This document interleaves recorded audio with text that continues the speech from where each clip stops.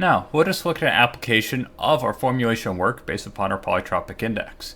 Let's consider a piston cylinder device that undergoes an expansion process from initial pressure of 3 bar and initial volume of 0.1 cubic meters to a final volume of 0.2 cubic meters. We want to determine the final work for this process in kilojoule for 3 unique polytropic indices.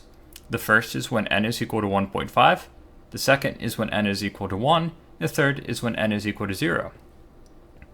Let us begin by looking at the first case, where n is equal to 1.5.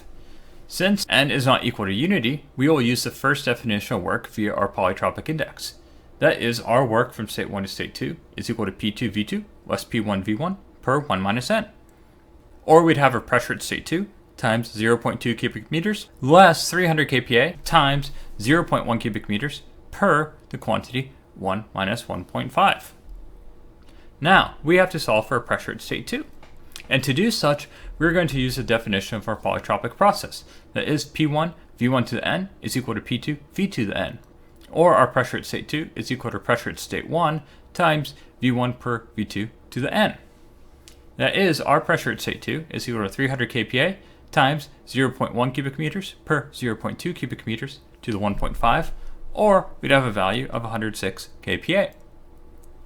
Therefore, our work going from state 1 to state 2 is going to be equal to the quantity of 106 kPa times 0.2 cubic meters minus 300 kPa times the quantity 0.1 cubic meters per 1 minus 1.5. Or we'd have 17.6 kilojoules of work produced. Now let's consider the second situation where n is equal to unity. Thus, we have to use the second definition of work based upon our polytropic index. Our work from state 1 to state 2 is equal to P1 V1 times the natural log of V2 per V1. We would have 300 kPa times 0.1 cubic meters times the natural log of 0.2 cubic meters per 0.1 cubic meters. And our work produced going from state 1 to state 2 is 20.79 kilojoules.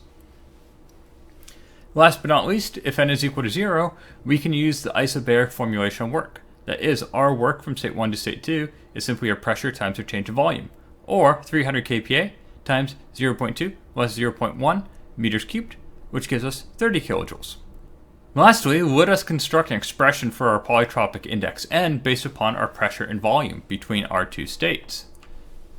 To do such, we are going to recall our definition of a polytropic process. P1 V1 to the n is equal to P2 V2 to the n.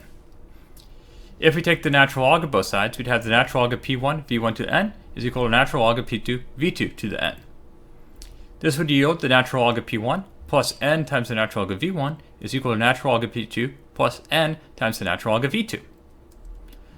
We can express this as the natural log of P2 plus the natural log of P1 is equal to n times the quantity of the natural log of V1 minus the natural log of V2.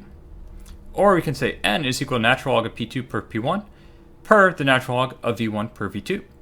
Note in our fourth line, we could actually subtract P2 from P1 and V1 from V2, and we can express n as a natural log of P1 per P2 per the natural log of V2 per V1.